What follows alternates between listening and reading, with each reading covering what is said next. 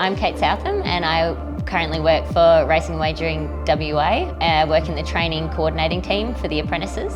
As a kid, I rode horses, just equestrian. That was sort of sparked from loving the saddle club, going through pony club and eventing and things like that. And that was sort of more, I guess, where the competitive side of me came out. From there, I just continued to ride horses and I moved to Melbourne and I got a job as a stable hand and a track work rider and sort of progressed through there and wanted to progress through my career, and I sort of decided that maybe being a jockey would be a good idea. So then I became an apprentice over here in 2018, and then I got offered this job within RWWA, and yeah, that's where I am now.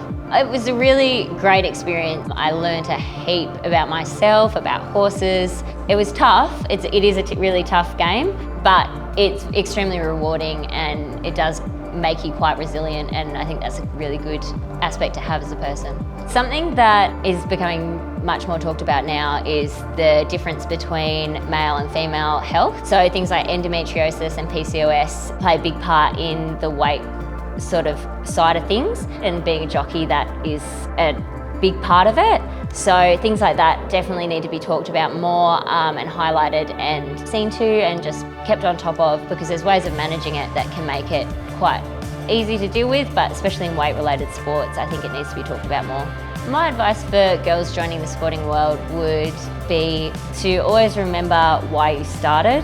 I think that's always initially your biggest goal, is why you started. It's what gets you out of bed, it's what starts you in the sport in the first place, and I think if you can remember that throughout your entire career, you know, it doesn't matter how far you go within the sport, remembering why you started, remembering why you love it, is a really big key thing.